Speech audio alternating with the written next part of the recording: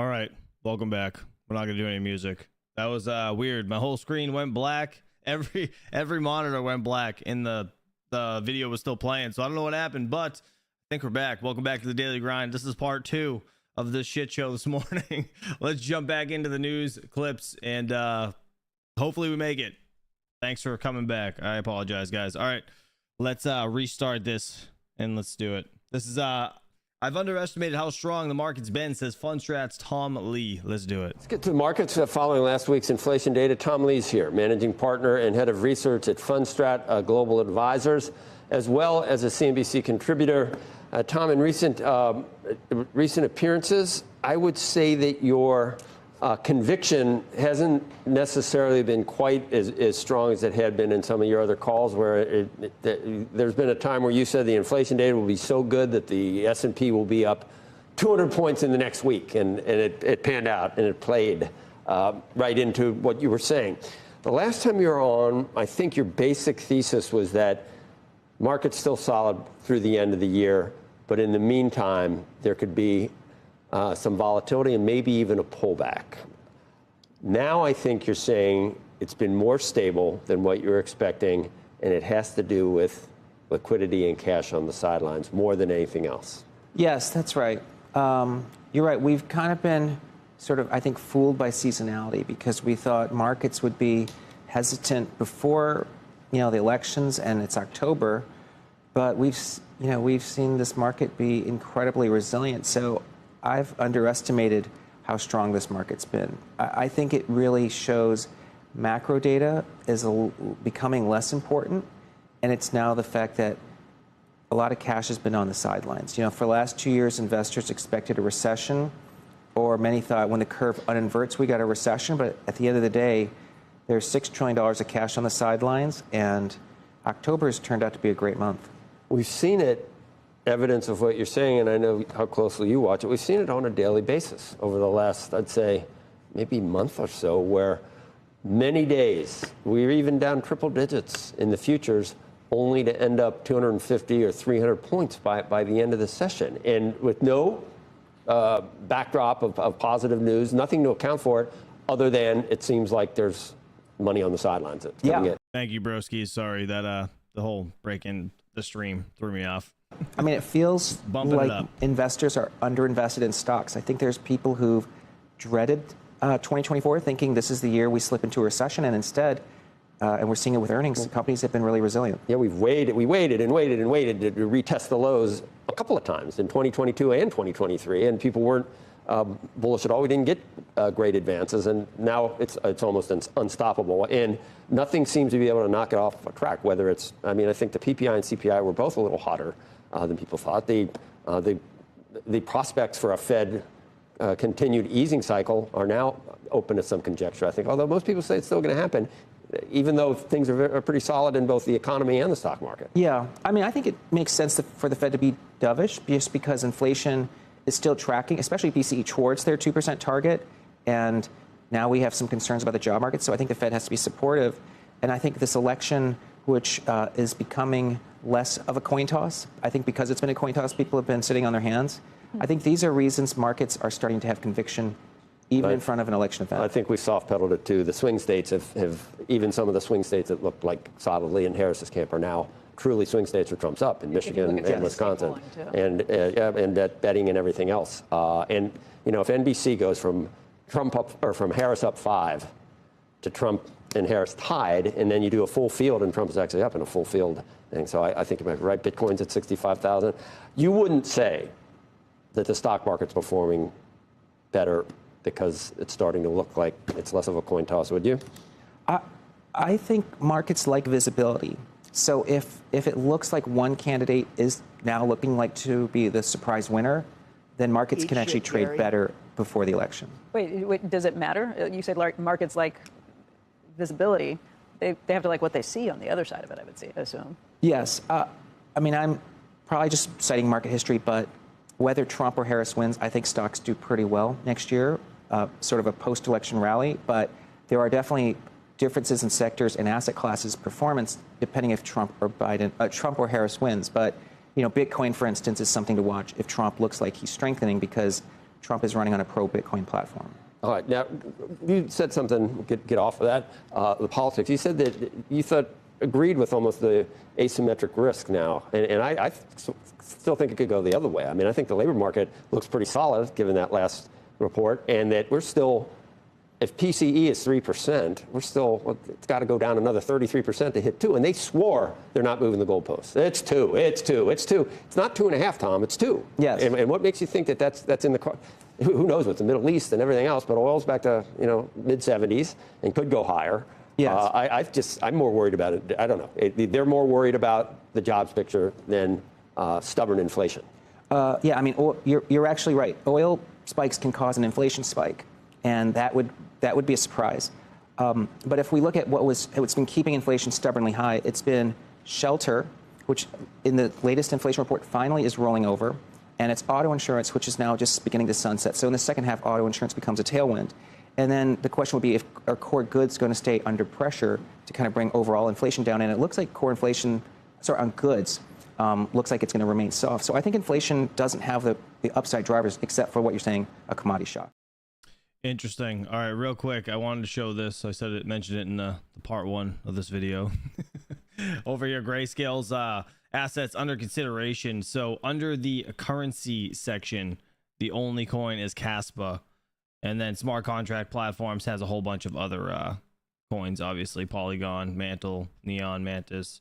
Metis, that's how you say that. Core, Arbitrum, Aptos. Yeah, so there's a whole bunch of other smart contract platforms. And then financials over here.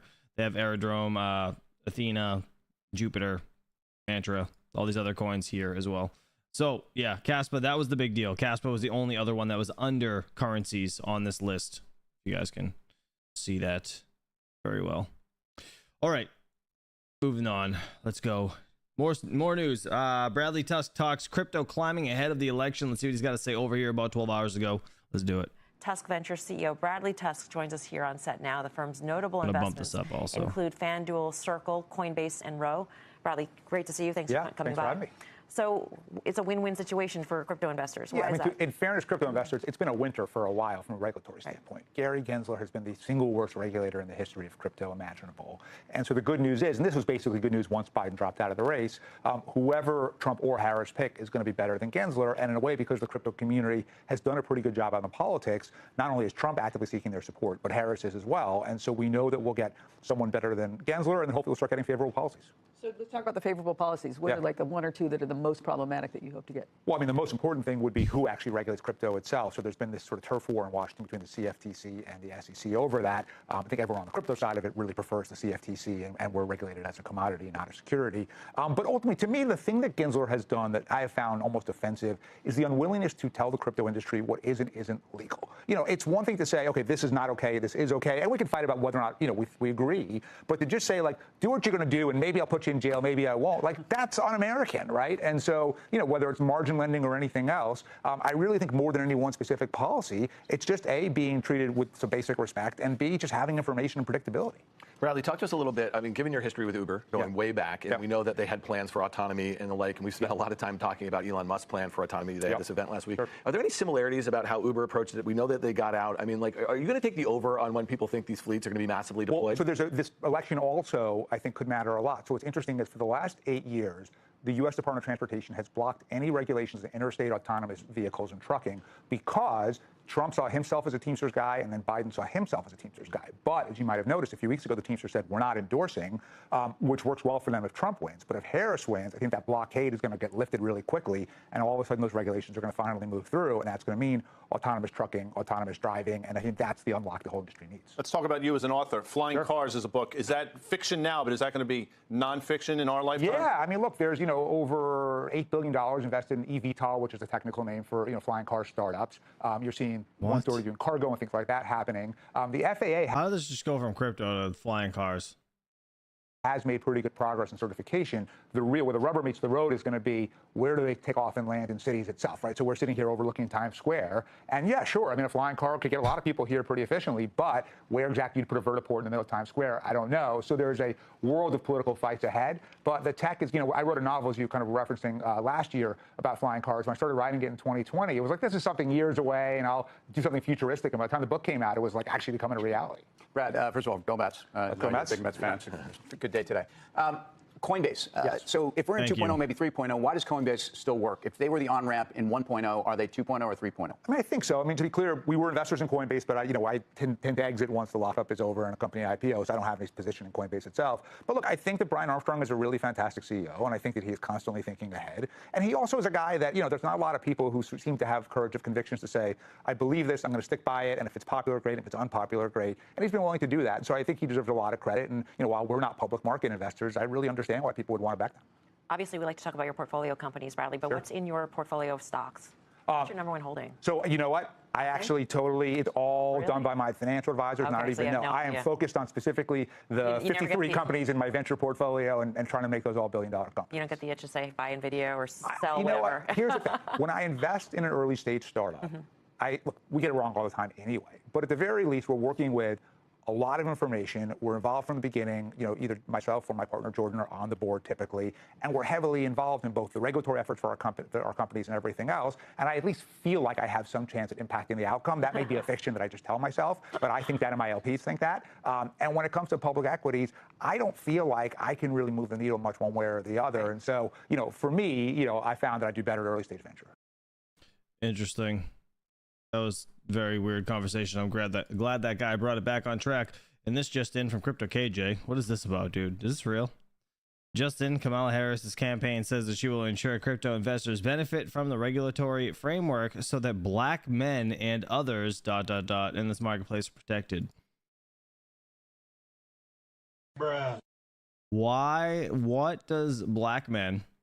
I don't care if you're purple. What does it matter? What does it matter what color you are? Why is that even like a statement? Did that really come out of her mouth? Did that really come out of her mouth? Does anybody know? Is that real? Is that real? Like, what the fuck? Oh my god, dude. Please, somebody get her the fuck out of here. All right. There's a ton of upside to NVIDIA's growth estimates next year. Let's see what they got to say over here on CNBC television. Let's do it. Joining us right now with more on NVIDIA's bull run is Ben Reitzes. He is Melius Research, head of technology research. Ben, you say that when you reiterate your buy rating on this, you get a lot of eye rolls. What do you tell the skeptics who are doubters? Well, this is like when Apple did the iPhone, and if you gave up on Apple in year 2 or 3 of the iPhone, you missed a lot. So this is really in the beginning. And what people, really are skeptical about is the size. And they're already a huge market cap here, but there's still room to go. And obviously, Jensen running around New York meeting investors all over the East Coast, he's got a lot of good things to say. I think that you should listen to him. NVIDIA, you actually say, is your second cheapest stock in your group. How do you look at it on a PE basis? Well, I look at PE to growth, and there's a ton of upside next year to our growth estimate, and revenues of 40%, but there's upside there, and there's probably not as much upside in any other stock. So I think it's trading at about 1x PE to growth for next year. That's really attractive for a name like this, as long as the numbers are there. And if obviously if the direction is upwards to the estimates, that's really attractive still. And I think that each day you got to walk in and say, what are our checks showing us? What is the research showing us from the bottoms up? And it's still there. Demand for Blackwell. What are you seeing in your channel checks at that point? It's pretty huge. What the big issue was whether they could get the production up and running and get through their mask issue, and they seem to have done that. And whether they can get through the negative mix shift of scaling a new product, and I think they're going to do that pretty well within a couple quarters. And the demand looks looks really insane, like you said. These big clouds, you got to understand, these are huge capitalized companies. And if they're going to beat their cloud numbers that they're going to show the street, meaning Microsoft, Google, Amazon, they got to buy Blackwell and they got to get the customers up and running, or else they're not going to beat numbers. And that's it. That's how you get the sequential acceleration to their cloud business. The companies will say a lot of different things that, it's because of how great they are in cloud, but really it's because investors run to their platform to use the latest and greatest from NVIDIA. And that's how they're going to beat. And they're going to buy a ton. And pretty excited. What about their gross margins? There has been some concern recently about whether they could keep up the gross margins or whether they're going to continue to drop a little. And this is, again, from very high levels. Yeah, I mean, that was our main concern as well. And whenever you launch a new product, and make changes to it, you have to you even write off some older inventory or inventory that's no longer useful. They had a larger write-off than usual last quarter, but we think that's going to get less and less as we go through. And what we're seeing is them moving past that gross margin issue. So what should happen is gross margins go down a little bit for a quarter or two and then turn. We see gross margins in the mid-70s, which can power close to $5 in earnings power, that they can demonstrate over the next 4 to 6 quarters.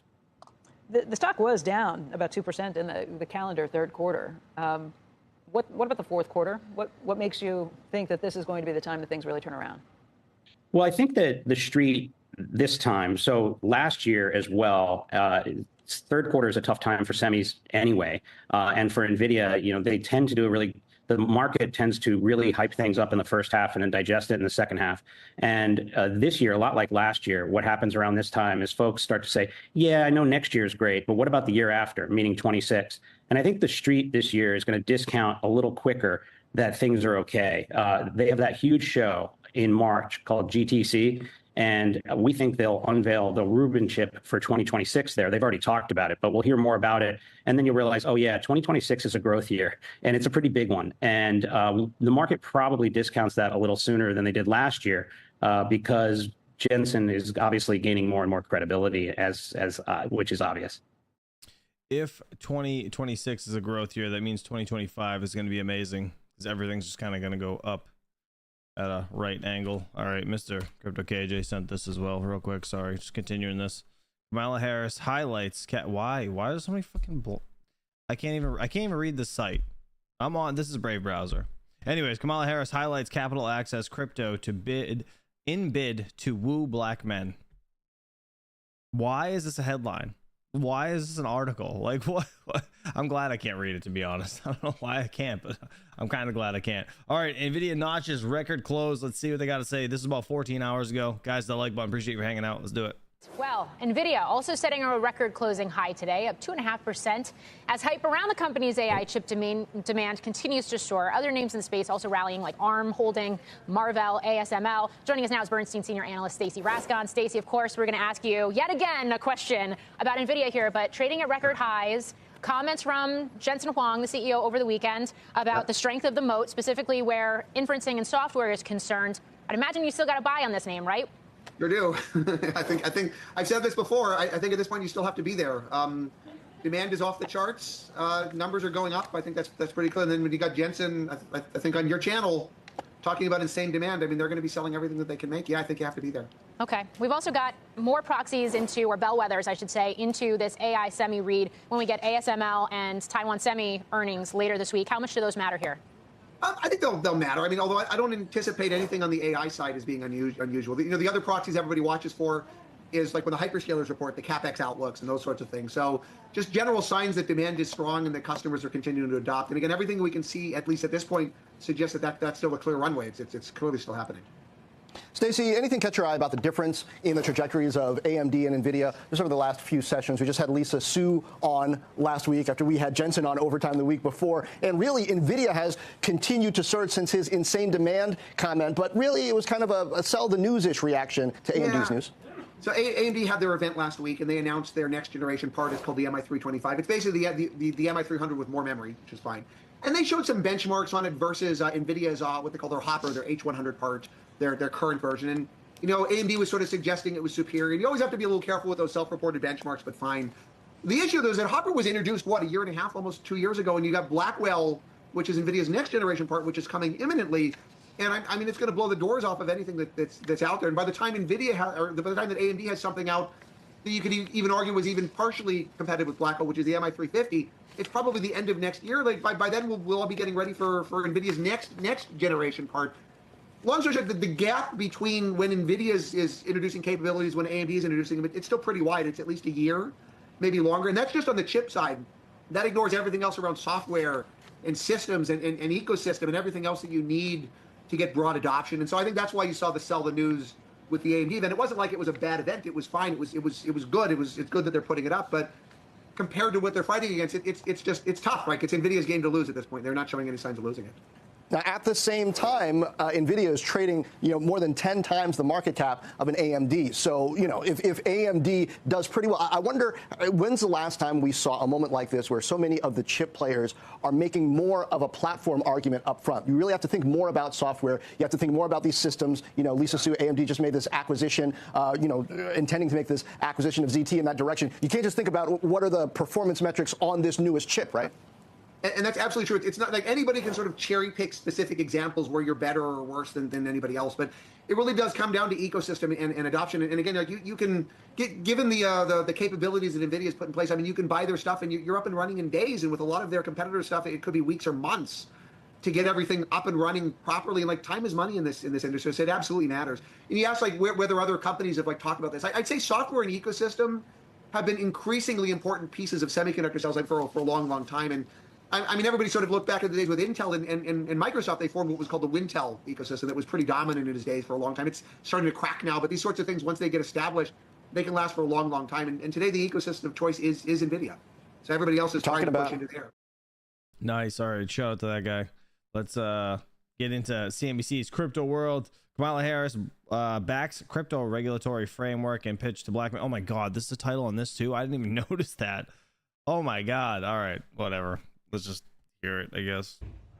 Okay, let's talk about the top stories. Vice President Kamala Harris is revealing more on what digital asset policy could look like under her administration. As part of her economic plans focused on black men, the VP pointed to the significant crypto investments among the demographic. She vowed to support a regulatory framework where investors would be protected. I mean, it could just be all men. You could just say all men.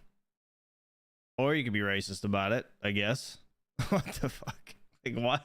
I can't even, like, oh my God. Why did I go live this morning? Should have just stayed in bed. Protected, and her agenda says that more than 20% of black men either own or have owned cryptocurrencies. It also mentions that Harris, quote, appreciates the ways in which new technologies can broaden access to banking and financial services. The crypto industry has been pushing the vice president to make her stance on crypto clearer, with less than a month until Election Day. Next, Donald Trump's crypto project, World Liberty Financial, is set to launch its token on Tuesday. Now, there are still a lot of details that we don't know about the project, such as the full utility that it would provide holders, but World Liberty held another X Spaces event Monday morning where the group reiterated some points already laid out in previous meetings. WLFI is a governance token that allows holders to vote on decisions for the DeFi protocol. The token is a Reg D offering, meaning that the company can raise capital without first registering their securities with the SEC, but that also limits the size of the sale and the types of investors who can buy in. Now, to that, Jim C, I agree. I read in the chat. I said it's the media, not the full story of the Kamala Harris thing. I agree. But if they're showing that part of it, it's probably worse. The full story is probably worse. Only because they only show the good part of her, always. So I don't really have high hopes for the actual story. At end, co-founder Zach Folkman announced in the Spaces that well over 100,000 people are on the whitelist ahead of the launch, and that a roadmap for the project would also be released on Tuesday alongside the sale. I just don't get why it was All even right, said. let's talk about permissionless for our main story. The crypto conference put on by Blockworks and Bankless took place in Salt Lake City last week, and I got the chance to lead a discussion with Samara Cohen, the chief investment officer for ETF and index investments at BlackRock. Here's part of that conversation from Salt Lake. We've seen $19 billion in total net flows. I feel like the first few months we had this blockbuster reception, a lot of activity, but there's a lot of pent-up demand. And my question is, you look at who has been involved, and it's a lot of retail investors who seem to be buying in. So talk to me about the current composition. Like, who are your current customers? And then we can talk about where that pent-up demand is and who's going to enter the ecosystem next. Sure. So look, I listened to the great ETF debate before because I thought I should. And I was pretty sure that when we had this conversation, I was going to say, yeah, what those guys said, I totally disagree with, which is why I listened. But actually, I pretty much agree with what was said in that conversation, which is that, you know, go back a year in time to what we expected. We expected that there was all of this pent-up demand, which is why it was so important to launch Bitcoin ETFs. What we have actually seen is the demand was particularly for a better way to access Bitcoin. It was for the ETF wrapper. So the stats that you heard, I agree with those stats. It's first of all, we know from the 13F filings that most of the buyers of Bitcoin ETPs, and I should say ETPs because technically, legally, I'm not a lawyer. They're an exchange-traded product, not an exchange-traded fund. But about 80% of the buyers are direct investors. And we've known that since the 13F filings started coming out. The other thing we know now, and I know this just for IBIT because it's data we look at, and we don't have the data yet for ETHA, but of that 80% direct investors, about 75% never owned an iShare before. So we went into this journey with the expectation that we needed to educate ETF investors on crypto and on Bitcoin specifically. And as it turns out, we have done a lot of education of crypto investors on the benefits of the ETP wrapper. Which goes, I mean, it's certainly an endorsement of the ETF wrapper in terms of onboarding people into the ecosystem. But as you point out, you had a lot of people who were already crypto investors who potentially already had exposure through your centralized exchanges like a Coinbase, who were then entering the ecosystem, the TradFi world, to then custody their crypto holdings. And in terms of this next stage, because as you said, these 13F filings have been pretty illuminating in that we're not seeing, I mean, you're seeing tepid investments from hedge funds, and then a lot of the shares that are held by banks, those are wealth management clients that are asking to add that to their portfolio. Right. And so this, again, going to this idea of pent-up demand, like when are you going to, what is standing in the way of banks themselves buying these shares and putting it on their own books? Let's parse about, like, is it the repeal of SAB 121? Like, what's the holdup? So you guys have heard a lot about this over the course of the day, but there's no question, particularly in the United States, clarity and a regulatory path forward for crypto assets is critical, really, for the art of the possible here. Like, if I think about it, and I do want to share like a little bit of TradFi history, because I think it's incredibly important for this audience that is, you know, maybe newer to ETFs to realize that in a lot of ways, ETFs and blockchain technology are solving for similar things. ETFs have been a decentralizing force in TradFi markets that have brought a lot more access and transparency, and importantly, really accelerated in growth during the post-crisis 2008-2009 period. So I find it incredibly meaningful to look at the fact that the blockchain white paper was published, on October 31st, 2008. Then you have the G20 leaders from around the world meeting to discuss the aftermath of the financial crisis and how do you create more transparency through public reporting, less risk through counterparty clearing and multilateral trading. And in TradFi markets, those created huge tailwinds for ETFs. And then at the same time, DeFi is, becoming a reality as it has, over the intervening 15 years. So it was interesting to hear, like, was this a win for Bitcoin? Was this a win for ETPs? And to me, the answer is it's a win for investors to the extent we can effectively marry these ecosystems, which are solving for the same goals. And so I was talking to Representative Emmer backstage just a little bit before we came up here, and he's very confident that we're going to see the repeal of SAB 121. And from the conversations I've had, that's really the big thing that has to happen for banks and larger financial institutions to get comfortable with having more crypto exposure. And so, and I think that part of that trepidation comes from this, narrative, at least within the crypto ecosystem, of choke point 2.0. My colleague Nick Carter has done some great reporting around what appears to be the forced closure of Silvergate and signature banks. But again, it just goes to this idea of risk level and risk appetite. So from your experience, the conversations that you're having, what do banks and other institutions, some hedge funds have exposure, but we're not talking about big sums here, at least when I go through the most recent set of 13F filings. What will it take for that floodgate to open, for more institutions to get invested? Okay, so there's a whole lot wrapped up in that question, so let me just unpack it a little bit. When I think about institutional adoption, it's both on the infrastructure side and the investor side. On the infrastructure side, to your point, it is about that regulatory clarity for market participants like banks with respect to SAB 121. We're talking about custody.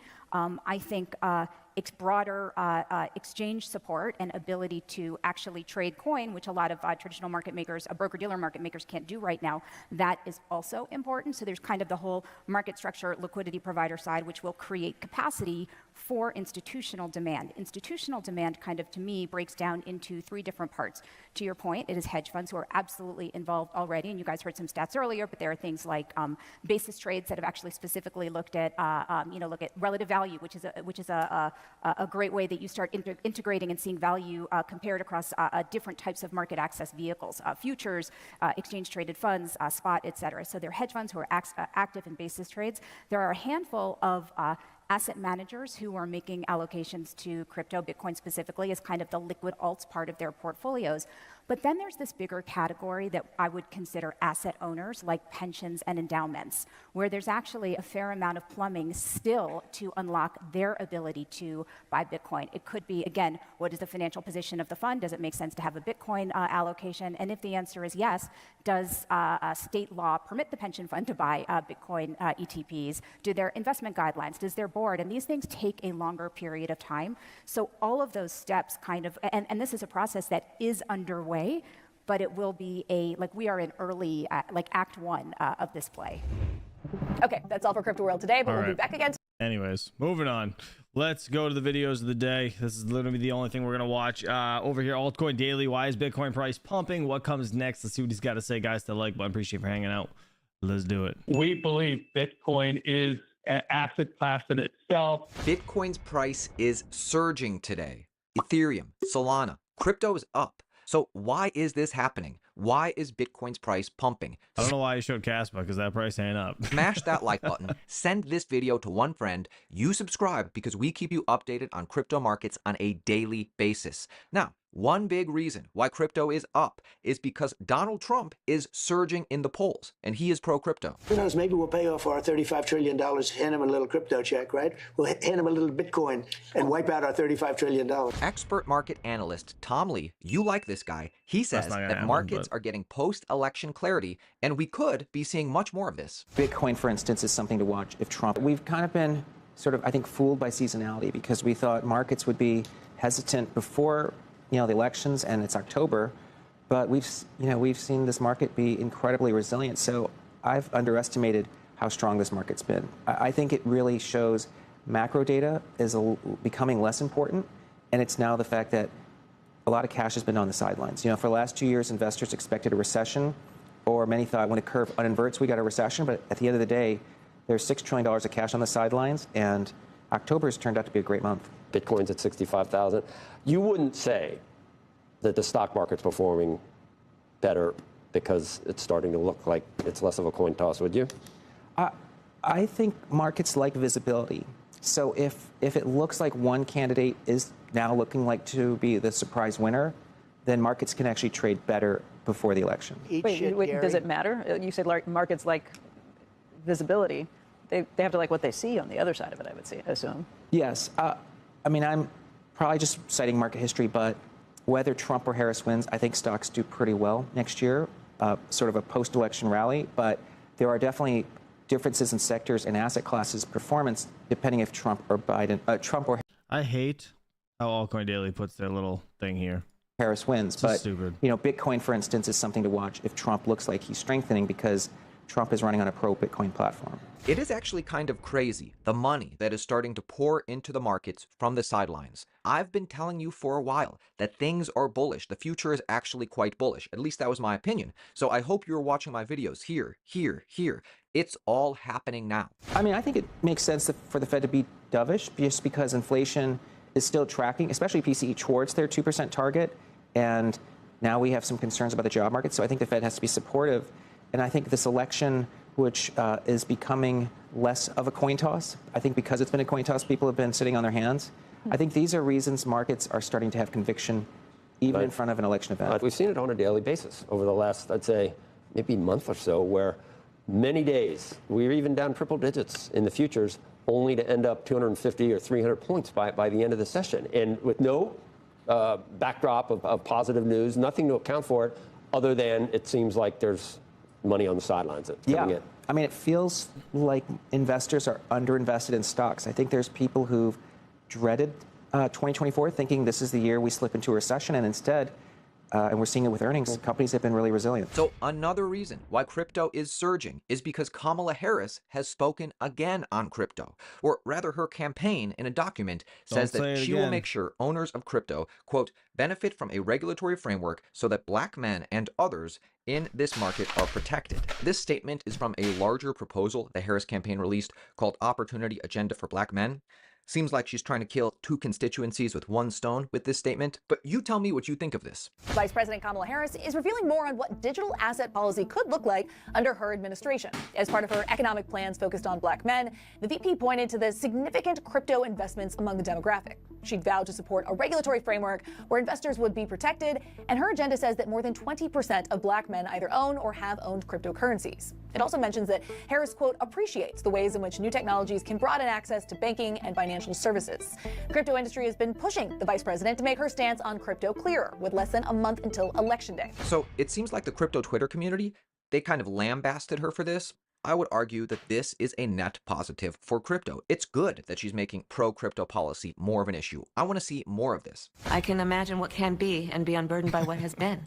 You know? If you're a fan of crypto, like Democrats or not, we need to see more Democrats like Rokana here talk about why the U.S. needs crypto. I love this clip. I don't understand why it's partisan. Being against Bitcoin is like being against cell phones. It's like being against AI. It's like being against laptops. It's a technology. Have thoughtful regulation on the technology, but it's a technology that is appreciated from about $10,000 to $80,000. You have about people like Michael Saylor, who's made billions of dollars on that appreciation. And I don't want all that value and wealth being made outside the United States. I want the United States to be part of that wealth generation, and for people who have assets to have that opportunity here and to have those jobs here. And that should be a bipartisan message. So how much more? Lawnmower Man says, I hope she goes on Rogan. Dude, she would never in a million years go on Joe Rogan's show. Ever. she barely does interviews now. She would never do that. Bullish is a Donald Trump presidency for Bitcoin versus a Kamala Harris presidency. So the majority of people in crypto lean conservative, I would say. The majority of people. There's obviously on both sides. But plus the fact that Donald Trump is taking up pro-crypto issues in a big way. The first transaction by a president on the Bitcoin protocol. See, like, this is cool and all, but this is also fluff on his end. Like, who gives a shit about this part, right? I don't care. I could care less. He's the first president to use Bitcoin, actually. But yeah, it's cool, but it's just whatever. The other side, just that whole last segment, like this entire stream, I just want to delete both of it because I don't like that black men thing. Like, it really bothers me that it turns into a race thing every single time. They just made the first transaction in Bitcoin. I don't get why it's even said. I just don't get it. There's a strong case to be made that Donald Trump would be better for Bitcoin and crypto. That's a pretty easy thing to say. So what's interesting to me is to hear that when Larry Fink is confronted with this question on a BlackRock earnings call, he says that it doesn't really matter who becomes president because this asset class in general is going places. This makes me incredibly bullish. We believe Bitcoin is an asset class in itself. It is an alternative to other commodities like gold. Well, of course, I'm not sure if either president or other candidate would make a difference. I do believe the utilization of digital assets are going to become more and more of a reality worldwide. Conversations we're having with institutions worldwide, conversations about how should they think about digital assets, what type of asset allocation there should be. I mean, we believe Bitcoin is an asset class in itself. It is an alternative to other commodities like gold. Look, guys. The truth is that Bitcoin is pumping not so much for something that just happened today or yesterday, but because of an amalgamation of events that have taken place over the past year or two. This is what we show you on Altcoin Daily all the time. So right now, what I'm looking for, because Bitcoin is right up against some resistance, we'll see how, what shakes out here. Maybe it takes a few days. We'll see.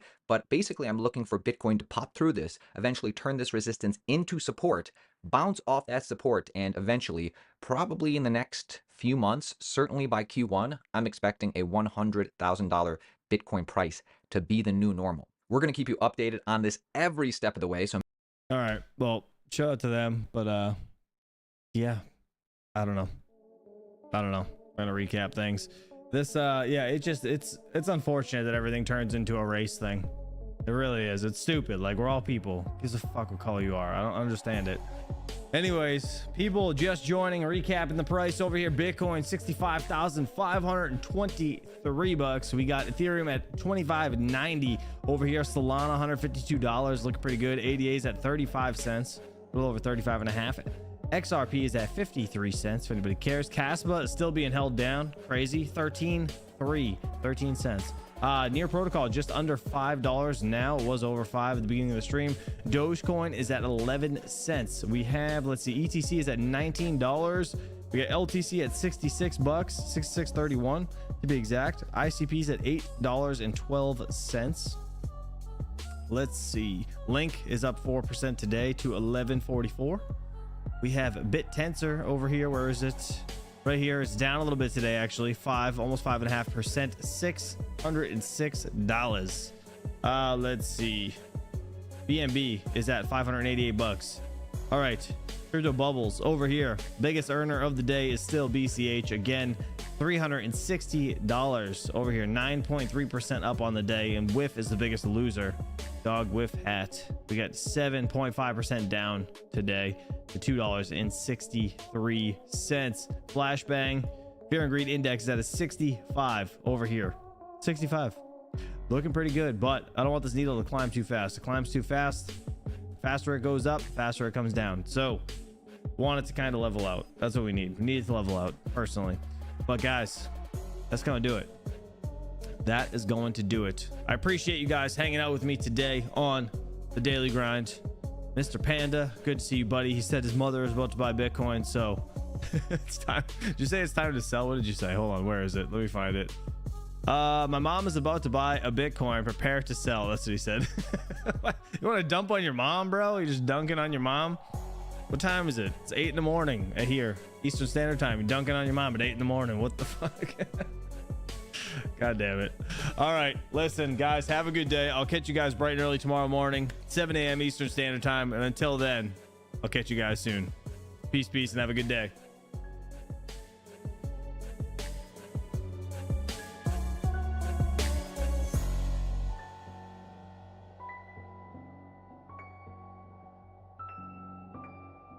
If she don't hawk to her, we don't talk to her.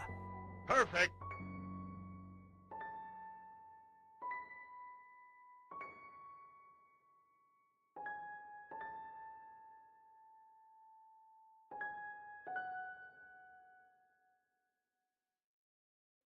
Eat shit, Gary.